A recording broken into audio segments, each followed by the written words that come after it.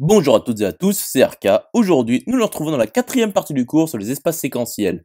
Donc aujourd'hui, nous allons nous intéresser à la continuité séquentielle. Rentrons alors dans le vif du sujet.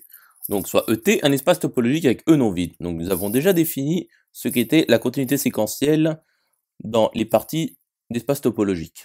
Donc notons pour G non vide et U de G l'ensemble des topologies sur G.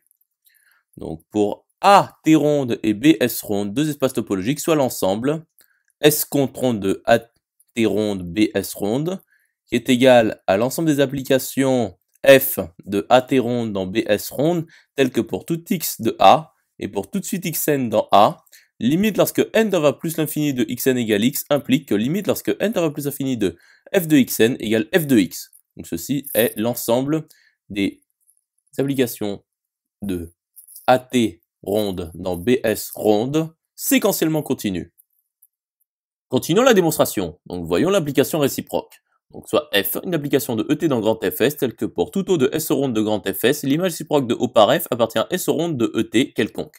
Donc soit x appartient à E quelconque. Donc soit xn, une suite dans E telle que limite lorsque n va plus l'infini de xn égale x quelconque. Donc soit v, un voisinage de f de x quelconque. Donc il O appartenant à S tel que f de x appartient à O qui est inclus dans V. Et S est inclus dans S ronde de grand Fs. Donc, l'image réciproque de O par F appartient à S ronde de ET. Et X appartient à l'image réciproque de O par F qui est inclus dans l'image réciproque de V par F. Donc, l'X n0 appartient à n tel que pour tout n de n supérieur égal à n0 implique que Xn appartient à l'image réciproque de O par F. C'est-à-dire, l'X n0 appartient à n tel que pour tout n de n supérieur égal à n0 implique que f de Xn appartient à O. Donc, l'x n0 appartient à n tel que pour tout n de n supérieur égal à n0 implique que f de xn appartient à v. Donc, pour tout voisinage v de f de x, il x n0 appartenant à n tel que pour tout n de n supérieur égal à n0 implique que f de xn appartient à v. Donc, limite parce que n va plus infini de f de xn égale à f de x. Et donc, f appartient à S contre ronde de ET grand Fs. Conclusion établie. Continuons l'étude. Donc, démontrons que S ronde de ET égale T équivaut à pour tout grand F non vide et pour tout S topologie sur grand F, C ronde de ET grand Fs est égal à S contre ronde de ET grand Fs. C'est-à-dire que l'ensemble des applications continues de ET dans grand Fs est égal à l'ensemble des applications séquentiellement continues de ET dans grand Fs. Donc voyons l'application directe. Donc soit F non vide quelconque, c'est-à-dire grand F non vide quelconque. Et soit S une topologie sur grand F quelconque. Donc nous avons déjà que pour toute application F de ET dans grand Fs, F appartient à C ronde de ET de grand Fs implique que F appartient à S contre ronde de ET de grand Fs, car la continuité implique la continuité séquentielle. Donc C ronde de ET grand Fs est inclus dans S contre ronde de ET grand Fs. Donc montrons que S contre ronde de ET grand Fs est inclus dans C ronde de ET grand Fs. Donc soit F appartenant à S contre ronde de ET grand Fs quelconque. Donc pour tout O de S ronde de grand Fs, l'image réciproque de O par F appartient à S ronde de ET. Et or, S est inclus dans S ronde de grand Fs et S ronde de ET est égal à T. Donc pour tout O de S, l'image réciproque de O par F appartient à T. Donc F appartient à C ronde de ET grand Fs. Et donc S compte ronde de ET grand Fs est inclus dans C ronde de ET grand Fs. Et donc S compte de ET grand Fs est égal à C ronde de ET grand Fs.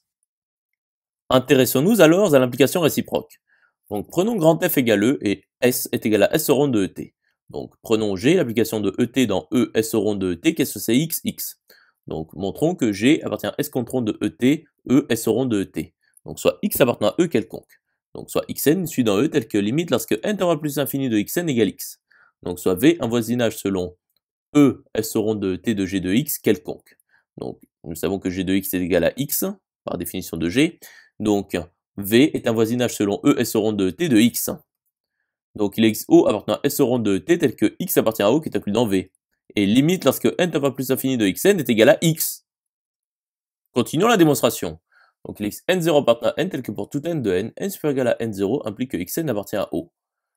C'est-à-dire il existe n0 appartenant à n tel que pour tout n de n supérieur égal à n0 implique que g de xn appartient à O, car g de xn est égal à xn. Et donc il existe n0 appartenant à n tel que pour tout n de n supérieur égal à n0 implique que g de xn appartient à v, car O est inclus dans v. Et donc, pour tout voisinage V selon ES ronde de ET de G de X, il existe N0 appartenant à N, tel que pour tout N de N super égal à N0 implique que G de Xn appartient à V. Et donc, G appartient à S contre ronde de ET, ES ronde de ET. Et donc, G appartient à C ronde de ET, ES ronde de ET, car S contre ronde de ET, ES ronde de ET est égal à C ronde de ET, ES ronde de ET. Donc, soit U appartenant à S ronde de ET quelconque. Donc, l'image réciproque de U par G appartient à T, car G appartient à C ronde de ET, ES ronde de ET, c'est-à-dire G continue. C'est-à-dire U appartient à T, car il s'agit de l'identité. Donc, S ronde de ET est égal à T. Conclusion établie. J'espère que cette vidéo vous aura plu et vous sera utile. Nous nous retrouvons dans la 5e partie.